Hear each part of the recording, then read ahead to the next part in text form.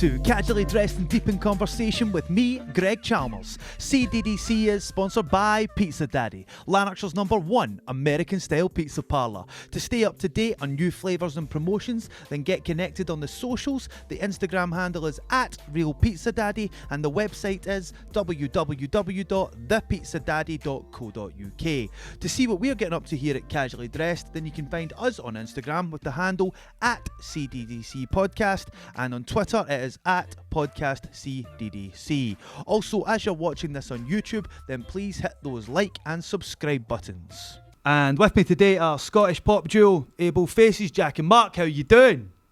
Hello. Good, hello, how are you? I'm good. How are you getting on with the lockdown, gentlemen? It's actually productive. It's really productive. Feel kind of bad saying it. Like, I think in our way we've kind of enjoyed it.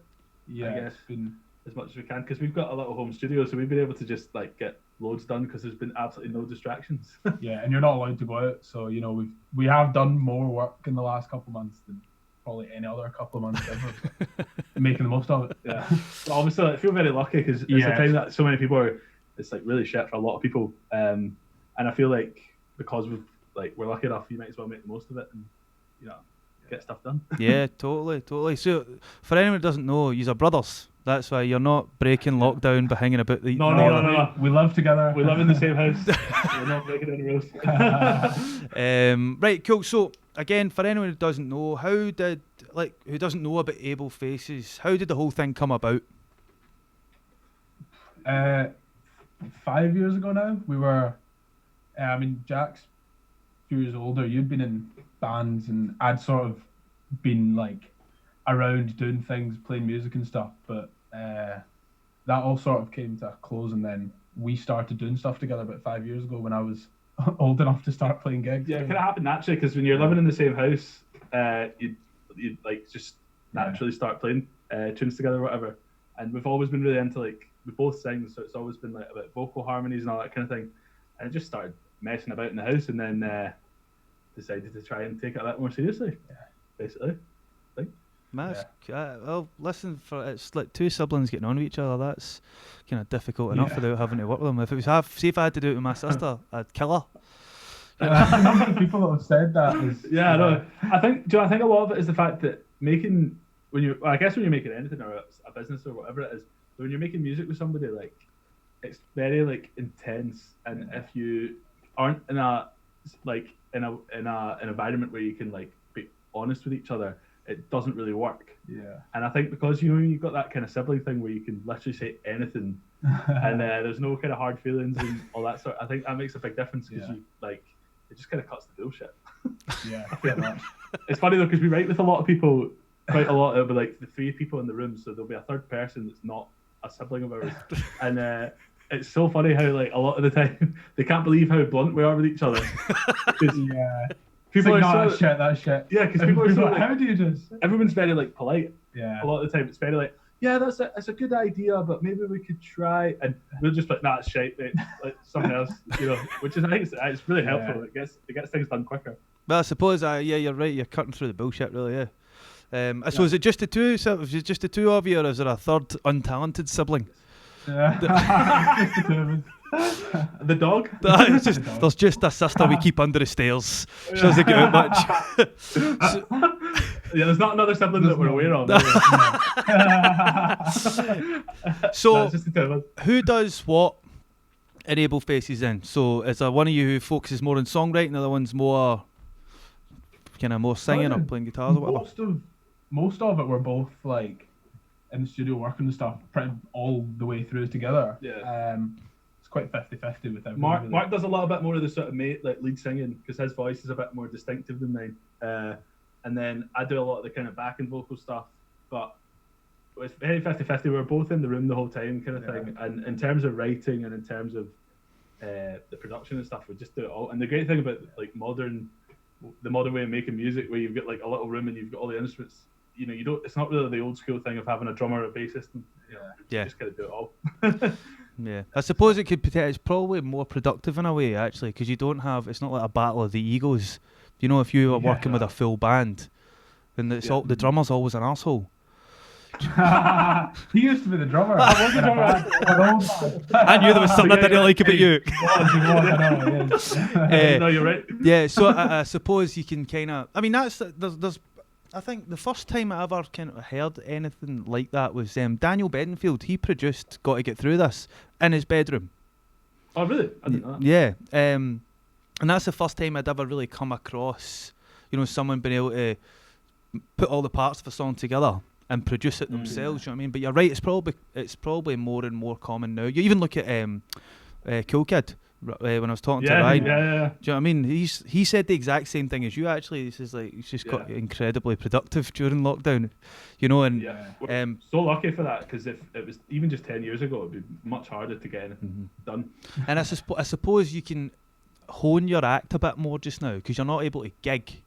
Well, you can sort of do this sort of gig. Do you know what I mean? Performing to your phone. But you can kind of use the time wisely to develop new material and stuff, I would suppose. So, musical background. Did you do music at school? Did you what's your preferred genre to listen to and stuff like that? I mean, literally, I think like a lot of people now with the way that Spotify is and stuff, I think. Like the Discover Weekly thing where it tries to tell you like stuff you like. Spotify just never knows what to give me because I just listen to such a wide variety of stuff. I've always just been obsessed with like melodies, things that are catchy. It doesn't really matter what kind of genre it is. I guess just like pop's a good way to put it because pop can kind of cover everything from like the Beatles to ABBA or to like I don't know, Billie Eilish or something, like just anything that's catchy. And it's even better a lot of the time, like stuff that's like meaningful as well as being catchy. I think there's such a skill in that. So just anything that's catchy. And there's so much stuff about right now that's like just combinations of all sorts. That I think mean you're just getting exposed to so much stuff. Yeah. Like my first gig was My Chemical Romance. Right, where was it? Emo, Nottingham. Oh, right, okay. Okay, so I thought we would have been at the same gig there, but I'm probably quite a bit older than you. No, because if you can't delve with the wild fringe, I'm also a metal emo head. Yeah, love that. But yeah, it was like all that sort of stuff and sort of anything since now we're doing dance music. So it's like anything that's just catchy and means something, Yeah. Because actually, just because you mentioned emo music there and blending genres, if you look at bands like Enter Shikari, and they went like that kind of weird trance post-hardcore thing, but it really, really worked, you know what I mean? And I think that's the way music has always developed like that. Like a new genre will be made by kind of mashing two other genres together. You look at trap and stuff like that, that's all come from kind of dance, sort of electronic music and hip-hop and stuff like that as well, Yeah. I think a lot of it is like, I think for so long we kind of like, we released a few EPs and then took them off, and we played around for ages with what kind of sound we wanted to have. And it's a blessing and a curse when you're into lots of genres.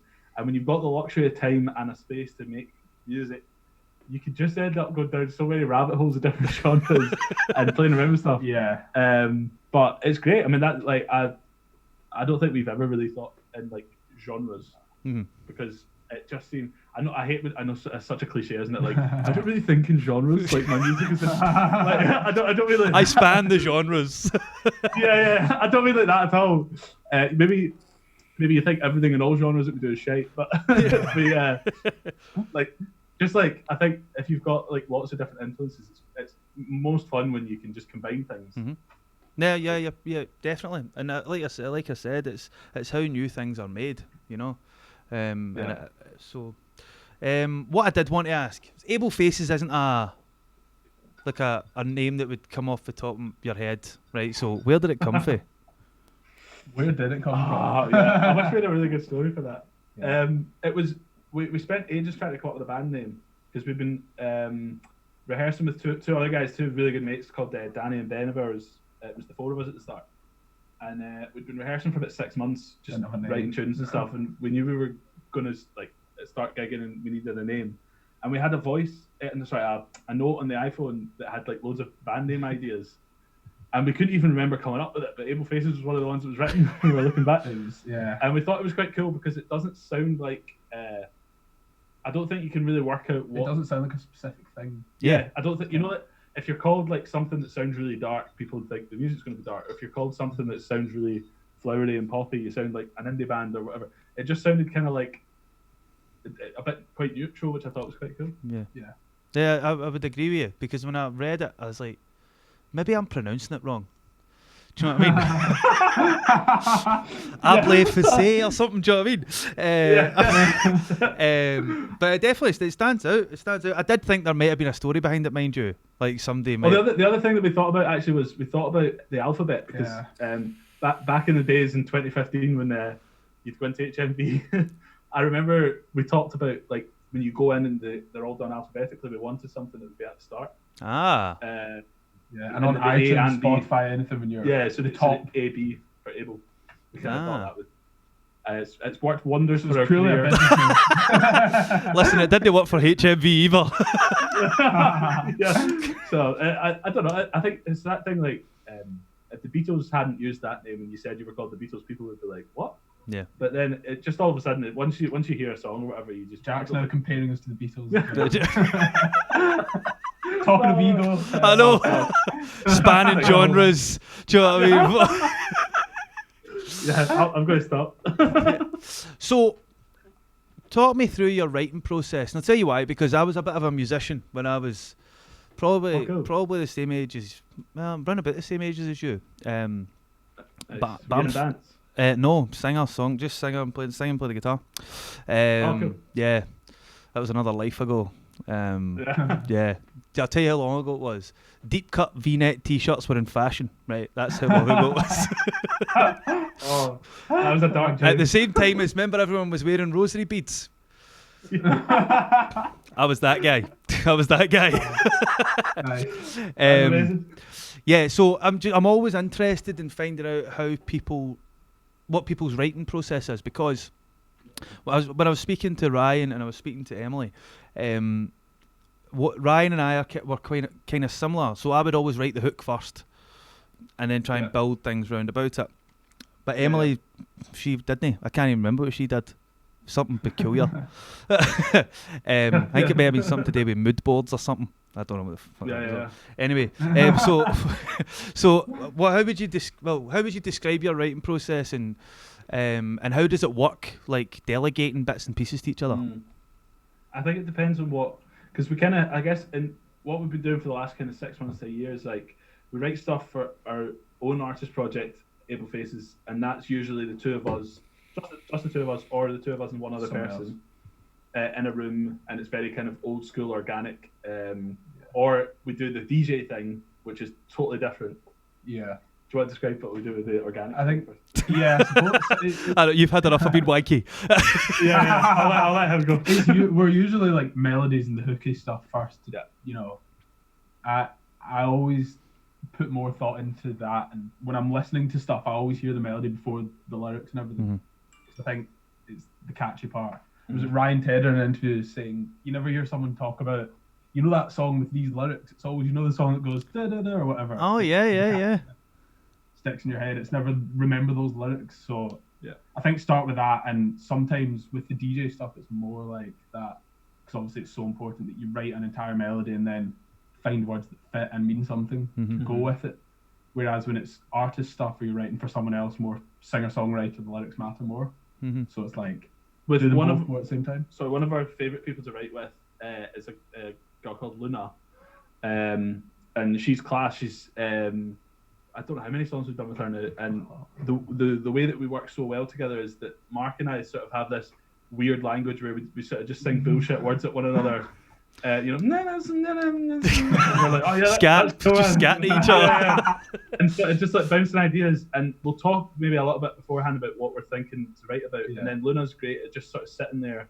She's a brilliant lyricist, so she'll sit and just come up with tons of ideas and kind of throw them at us, and then we'll try and kind of get it to fit in with the sort of melodies that we've got, and then we'll sort of go back and actually make the song make sense lyrically, and then we'll do the whole kind of deep talking it all through and relating it to real life, and because we know her so well now, we all know what's going on in each other's personal lives, so we can kind of refer to that without having to really talk about it much.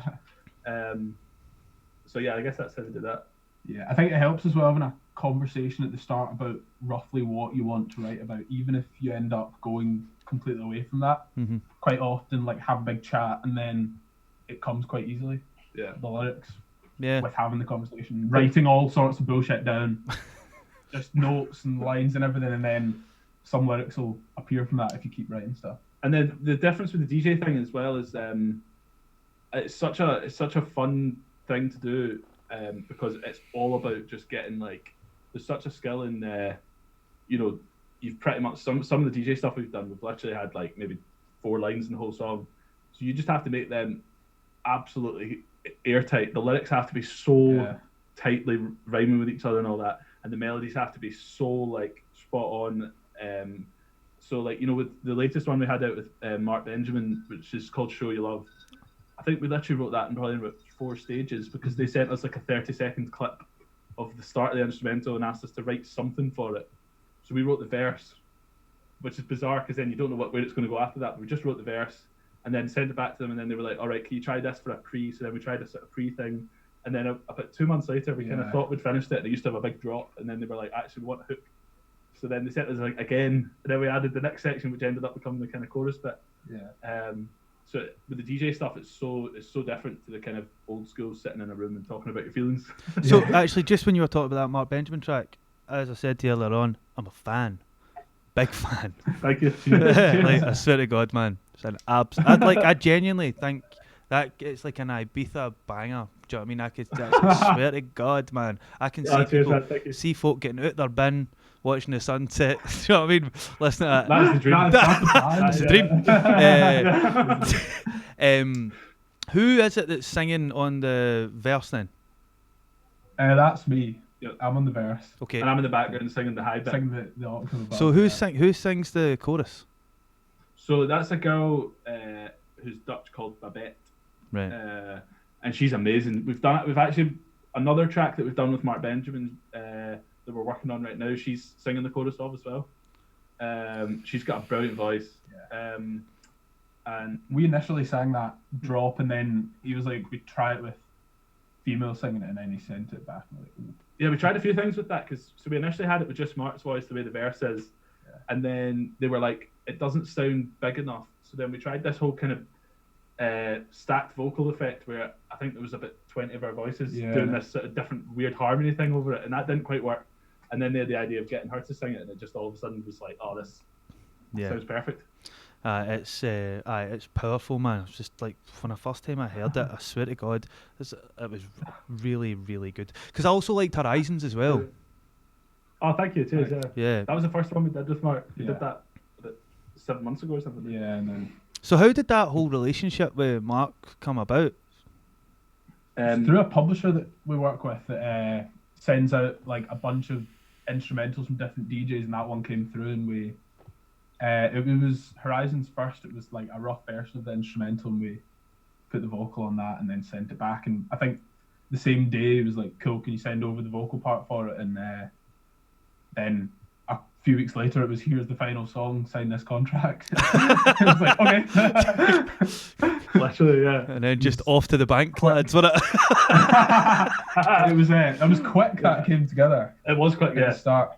And then after that, we kind of started speaking to Marc Benjamin directly.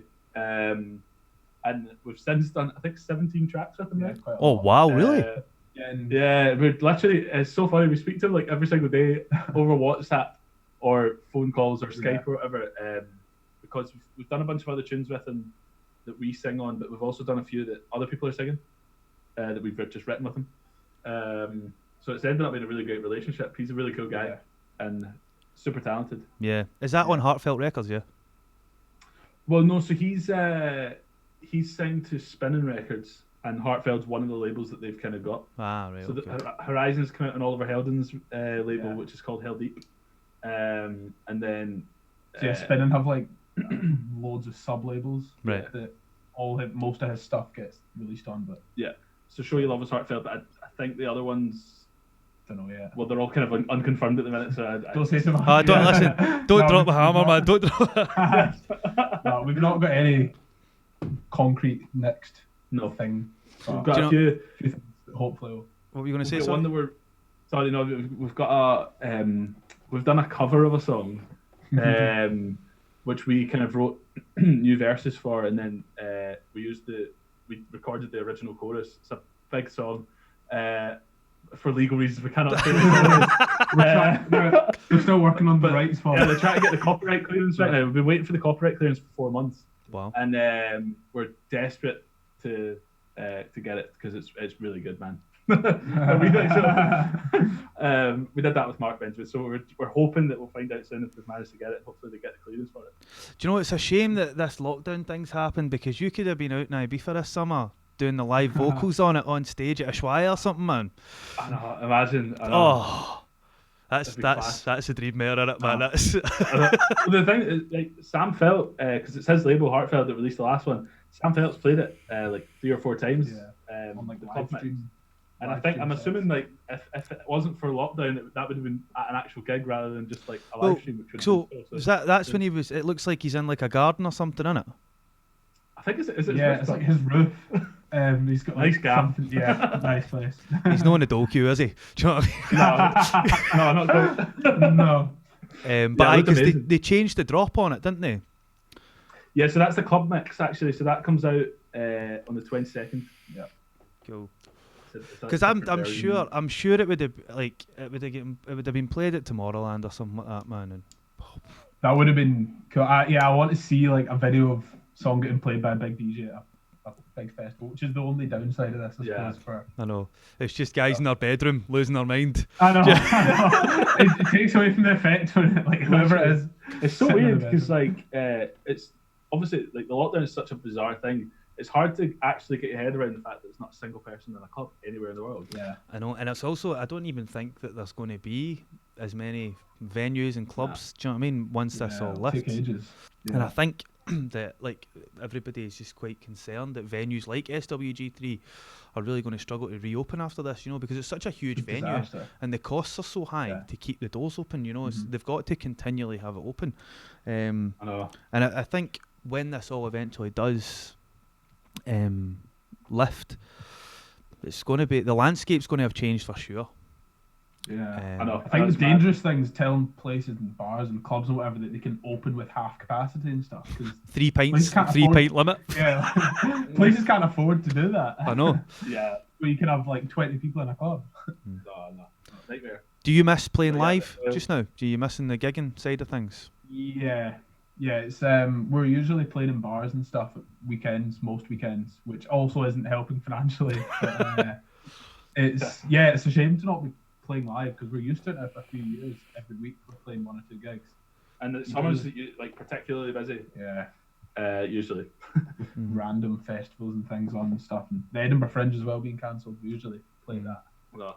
Which is not ideal. No, it's definitely not. So is it mainly Glasgow you guys gigging, or is it? Usually Glasgow and Edinburgh, and London, and yeah, I don't know. I mean, like we hadn't got as far as planning summer yet, but the kind of plan had been that we would try and get a bit further afield, get around the UK. We're quite lucky, I think. Like our focus for the last year since working with this publishing company in London has been the writing and recording side of things more. Yeah. And then building up the live stuff. So actually, we've not been too badly affected. I feel really bad for a lot of our mates that are musicians that are more focused on the live thing, and they've got tons of big festivals booked and all that, and all of a sudden people cancelling months-long tours and stuff. Yeah, it's horrible. We're quite lucky actually that obviously losing out on like bar work and stuff is like not ideal, but it's not as bad as a lot of people. Yeah, especially you're right. See the festivals and stuff like that. I think a lot of people were relying on. Well, they plan their tours round about all these things. Do you know what I mean? And it's it's not easy. It really isn't. I mean, like I know we were talking about Ryan earlier on, but he was saying the same thing. He's like, just all these festivals are getting moved and all that kind of thing, and it's kind of hard to plan your time, and especially, if you depending on what your writing and performance cycle is, if you spend 6 months inside and then running if touring for 6 months, it just throws all that out of whack. I know it's mad. I think for us, like personally, I think we've been kind of thinking of it as right. Okay, the situation is what it is, so we've got this time to just really like bash out as much stuff as we possibly can, recording wise. both in terms of collaborations and also our own stuff. And then hopefully when everything sort of picks up again next year or whatever, we'll be able to sort of build up the live stuff and really hit the ground running with that, which is all you can do, isn't it? I suppose. Yeah. So, since we're talking about the future, where do you see AbleFaces going? Is it going to? Would you prefer to go more the sort of pop duo type way, or do you want to go the more DJ kind of route? I think. We kind of want it all, don't we? Like a bit of all of it. We've mainly been focused since Horizons came out, which was like 8 weeks ago, 7 weeks ago now. Yeah. We've had so many people get in touch, which is class, looking for us to work on like DJ stuff. So it would be stupid not to take advantage of that. So we've just been doing non-stop kind of top lining with loads of different DJs. So I guess I think we'll probably at some point have to say, right, okay, let's just go back to focusing on our own stuff, because we've got a bunch of tunes written for AbleFaces that we're really buzzing about that are kind of half finished. But we need to just kind of, get a bunch of tracks that are actually ready to go. So I don't know, long term I think probably both, because I think if you have success in one area, it's easy to also have success in another area. It can kind of help, and the fact that AbleFaces, the name, is on the stuff we're doing with DJs, it kind of works for raising the profile. Yeah, I think. Have you found out since the DJ stuff's come out that people's awareness of you has increased? Yeah, definitely. Even just the numbers on Spotify are mad in comparison to where they were before. What is Show You Love at just now on Spotify, like listen wise? Do you know? I think I don't know. 20-something thousand. Because I know that one on YouTube, I checked it last night, was up at 90,000. Yeah. Wow. Yeah, the video was done a lot better than the Spotify for the time being. But I think with Horizons as well, it was like a slow burn at the start, and then it sort of.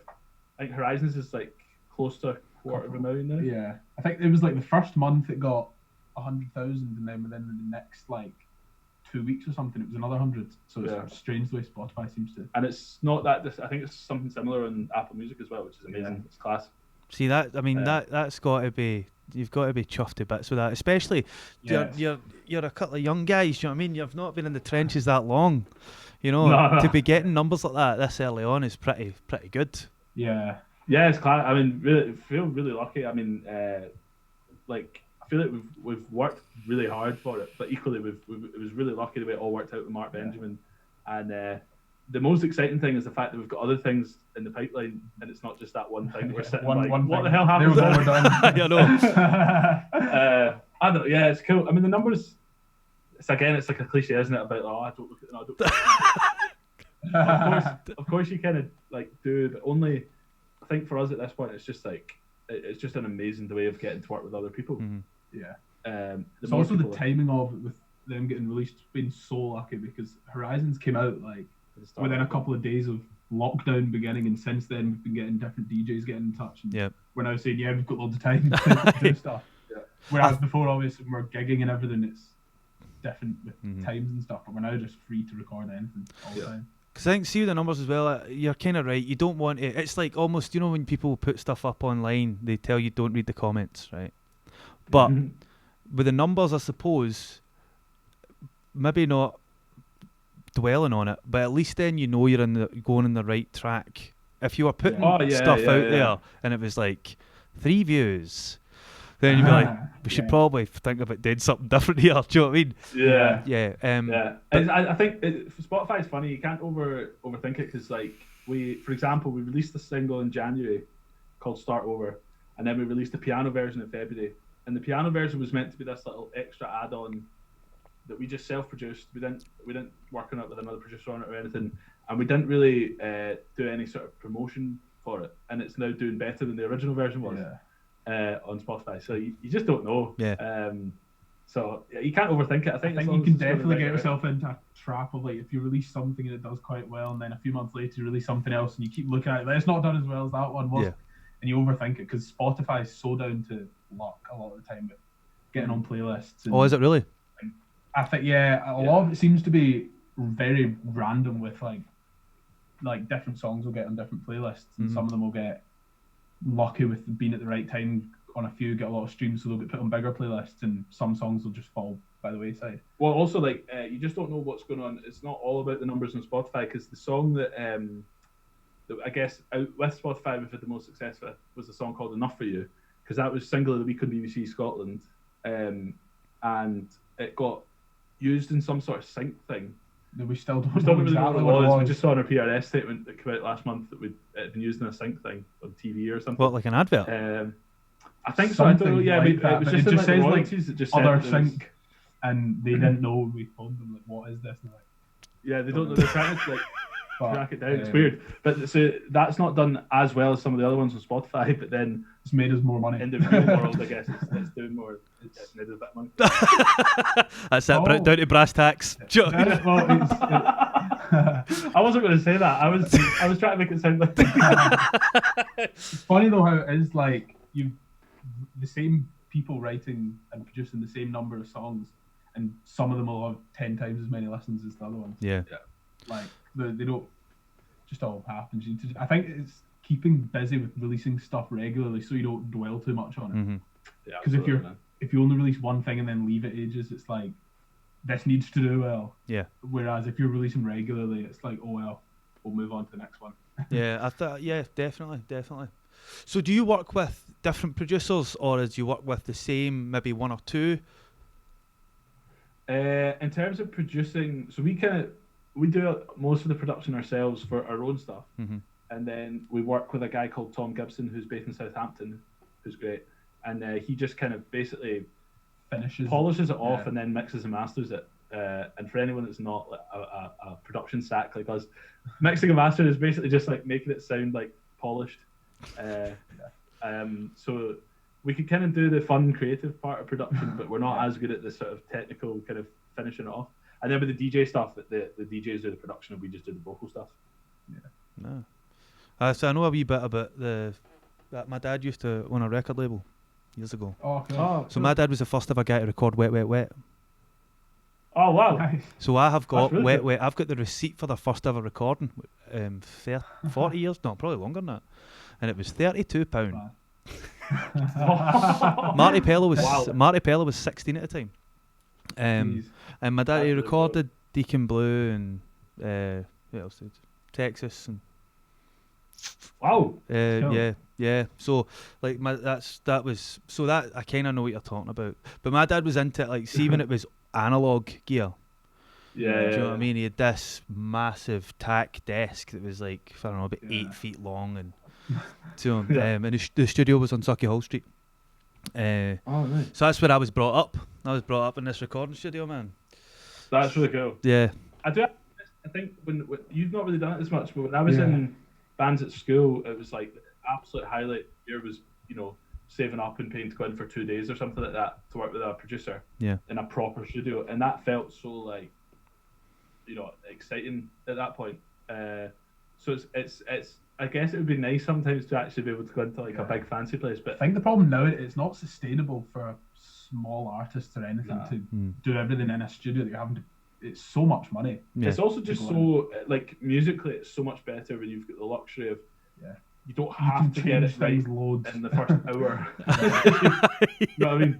Like we mess around with stuff so much and write so much and record stuff, and I think with so much electronic production stuff, it's way less like the way it used to be of like going and record the band. Yeah. Like you had all the parts and you would record the drums and record the guitars and everything, whereas you can in the house record different keys parts and take out things and add stuff and change sounds up, and it doesn't matter if you've got a song for a few weeks that you keep going back to. Yeah. And like we said about the streams thing, it absolutely fries my head. It blows my mind that a song that we literally recorded in our parents' attic has got like 250,000 streams on Spotify. It's just like It's really bizarre. It's so cool. So are your parents pretty supportive of this venture? Oh, so supportive. It's actually weird how supportive they are. I feel like I think that it's really class. We're very lucky. Yeah. And we both, I think they see how serious we take it. We're not just like fanning about. Yeah, I want to be a musician. Yeah. I know. Yeah, like we treat it like a job. Like today actually is the first day off we've had of not recording or doing anything for like 2 months. Yeah. Wow. So we take it really seriously. Obviously, because we love it, Yeah. it doesn't really feel like a job. Yeah. I think if we were just fanning about, they'd maybe be like, "Why are you still living here?" I feel for the neighbours, because this attic, the windows let out a lot of sound. We've got neighbours. Yeah, but the neighbours are supportive as well. Just having a festival in their back garden. Yeah. Whether or not they want to. Yeah, I know. They don't get a say about it. So, was music always the thing you were going to do? Was there not? Did you always think, do you know what? There is no other real profession that I want to pursue. I want to be a musician. It's always kind of been. Yeah. You were into acting a bit when you Yeah, were but when I was like a lot younger, I kind of briefly thought I wanted to be an actor, and then I think I realised how much of a control freak I am. And you get so much more control over what, because I think I always even when I was like 12 or 13 or whatever, I think it really freaked me out, the prospect like if you're an actor and you're out of work, you're not acting. What are you doing? Do you know what I mean? Yeah. Whereas if you're a musician, whether or not you're getting you playing at Wembley or you're playing in a bar or whatever, you can always sit down and pick up a guitar and you're just doing it. Do you know what I mean? I suppose an actor can't like look in the mirror and start reciting some Macbeth. Yeah. Do you know what I mean? I've got so many mates that are actors and they're really talented and a lot of them are doing really well. And even if you've got just like a month of no work or whatever, you just can't do the thing that you're good at. Yeah. For that time. So, yeah, I've got a lot of friends that are dancers, and yeah, similar, isn't it? Yeah, the performance aspect of it, I think, is what they draw from. So yeah, they're all doing online classes and recording themselves bounding about their living rooms. But I think the thing that actually makes it, the thing that they're passionate about is the performing aspect of it, you know, and that they're not ticking those boxes. Well, I was actually one of my best mates who'd actually be a really good person to get on the podcast. He's in a group called Would You Think of That? If you've heard of them, they're like a comedy group. And they're brilliant, and I've actually been lucky enough. I've done a few tunes with them because they do like comedy songs. Is there 4 of them? Yeah. I've well, there's now 3. There's now 3, but yeah. All right, okay. So yeah, man, just give him a shout. Tell him we'll have a chat. Yeah. Sorry, bugging my pal.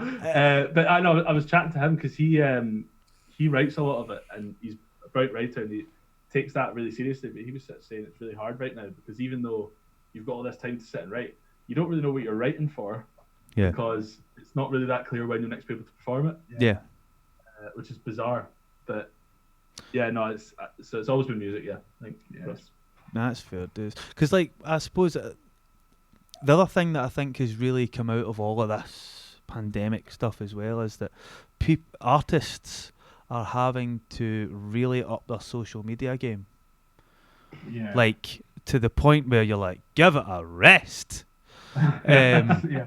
But I know. just trying to stay in the public's in the front of the public's mind, you know, it's constantly new content and stuff like that, you know, and I think obviously nowadays the social media aspect of things is really important, but I think more so now, you know, because everyone's trying to survive this, and with the entertainment industry going the way it's going, like I said, it's when people come out the other end of it, nobody knows who's still going to be relevant.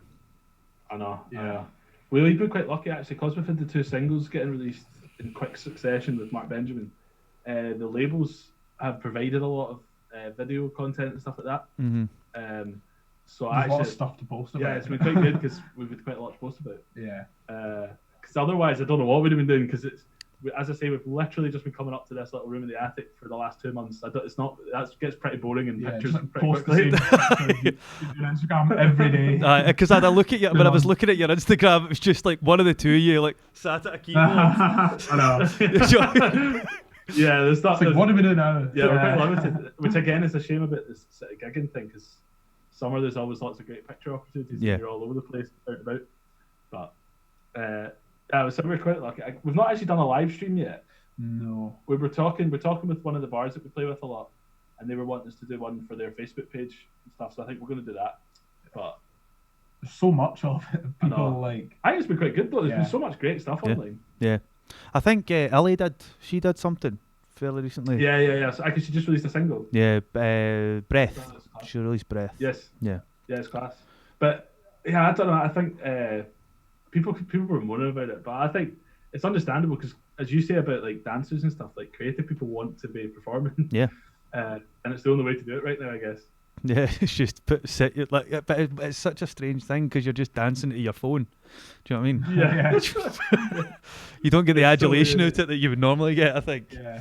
I know. It's so strange. I think DJs are really funny to watch, like getting really into it just in Yeah. a bedroom. Yeah, one of my there's a girl I know who's a DJ, and I've watched a couple of her live streams, and I think the thing that makes watching a DJ, like like a bigger DJ, the thing that makes it is the atmosphere from the crowd. So see when you take that out, it's just somebody with a couple of record players going bananas in the front room. Do you know what I mean? Yeah. Yeah. And don't get me wrong, the music's good and stuff like that, but that other aspect of it that I think really makes it is no longer. No light show. Yeah. No, like smoke. No lasers. Where's the lasers?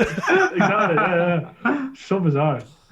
So, when all this lifts, is it just going to be gigging heavy? You're just going to be out there just trying to perform as much as possible? Yeah. I think when we can, it'll be Yeah. definitely want to gig more. Yeah, I think we miss it. One of the things that we've not really done much of in the last kind of year or so is we usually play with a few of our pals who will play with us as sort of like backing musicians, and that kind of team thing of like a group of you going on and playing a proper gig and all, it's just like such a buzz. So hopefully when this is done, we can do a bit of touring and play the new tunes that we've written, because we've got a bunch of songs that I think will work really well live. But we've not had the chance to play them live yet. So Yeah, it's weird. It's also writing stuff. It's good playing in bars because you get to gauge people's reaction to new songs that you've written. And you don't get that when you're just sitting and you think, is this good or not? When you go into a bar and you play it and you think, all right, people respond to it. So when you're playing the bars and stuff like that, is it covers or is it your own stuff then? Bit of both, about it's half both. and half. Mm-hmm. We're playing a bar in Glasgow called Pateco, and they've got one in Edinburgh as well. And they've been absolute legends. They've been so supportive of us for like I think 3 years now or something. And we play there pretty much every Friday, Saturday. We go between the Glasgow and Edinburgh one, and they just let us do what we want. They let us play a few covers and then just lots of our own stuff, and it's amazing. It's class. It's good. Okay. It's I suppose it's good if you've got someone who's in behind you. Do you know what I mean? And you know that you can fall back. Well, not fall back on. That's probably the wrong phrase, but you can, like, you've got gigs to go to after it. Do you know what I mean?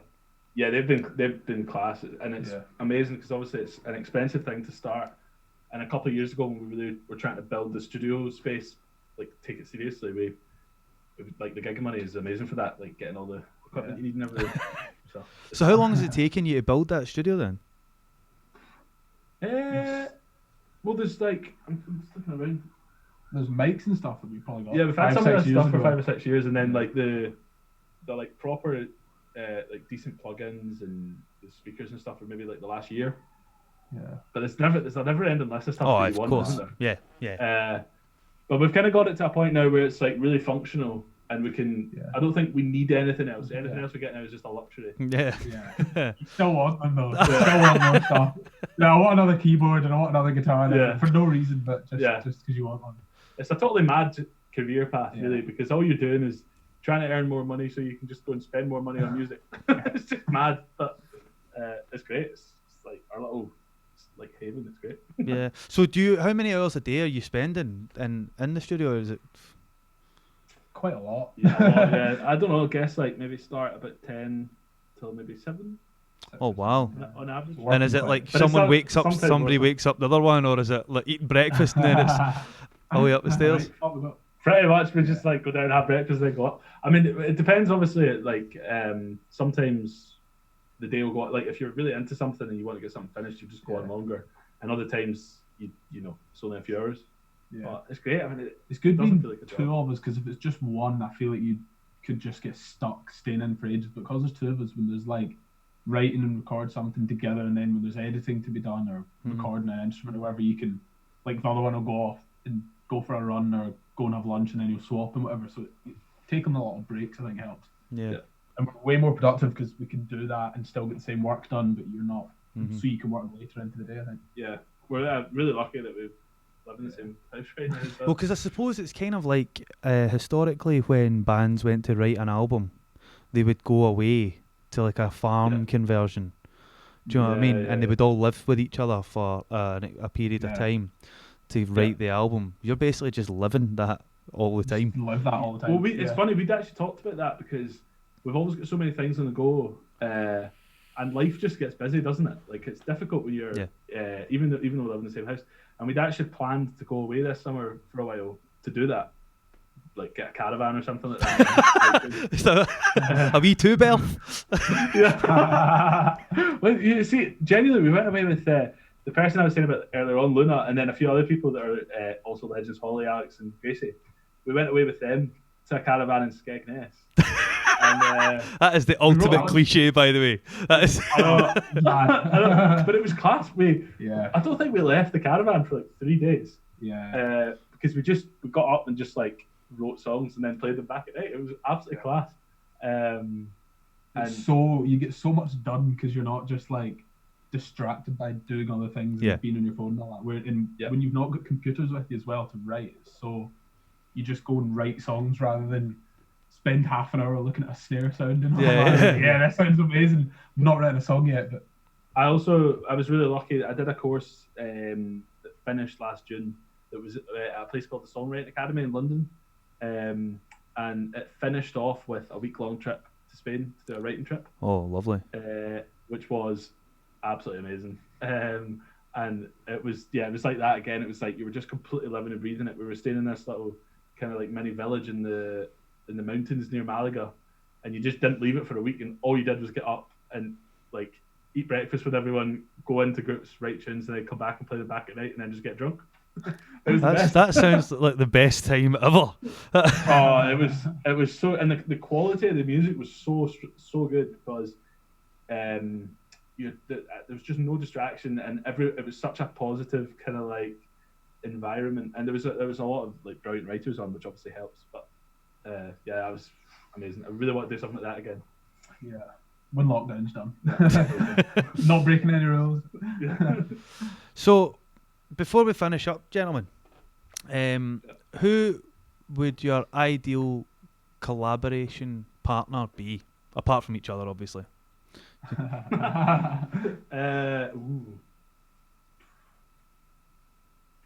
I'd have to say Jack Antonoff, who was it? Do you remember the band Fun? Yes. He was in Fun, and then he's now in a band called Bleachers, and he also has produced for like everyone, like Taylor Swift, Lorde, Lana Del Rey. He is absolutely amazing, and he's just got his studios in his flat in New York. He's just got a room like this, that with would be a shit ton of like really expensive analog keyboards. Yeah, awesome. That would be an absolute like fangirl moment working with. Would that be you as well? That would be an amazing one. I think with DJs and stuff, someone like Sam Felt, Sigala would be good. Yeah. I know we're in Teleyard in London a lot, and that's where his studio is. It'd just be so convenient. We just need him to get in touch. Yeah. Sigala's, there's a really recognisable sound. Yeah. Do you know what I mean? It just makes you feel good. It just makes you feel summer happy. vibes, man. It's just totally. Yeah. I can actually. You rethinking yours now, aye? I'll say that as well. We'll both go to both sessions. Cool, gentlemen. Well, listen, thanks very much for coming on to speak to us. Really appreciate it. Thank you. I feel like we just rambled absolute shit. But No, listen, don't be daft. Not at all. And I really hope that Show You Love does as well as it should do, because it is fantastic. I know I've said it over and over and over again, right? But I really, thanks so much, man. I really like it. Right, so I'm just going to sign off. So thanks for listening, everybody, and join us next time.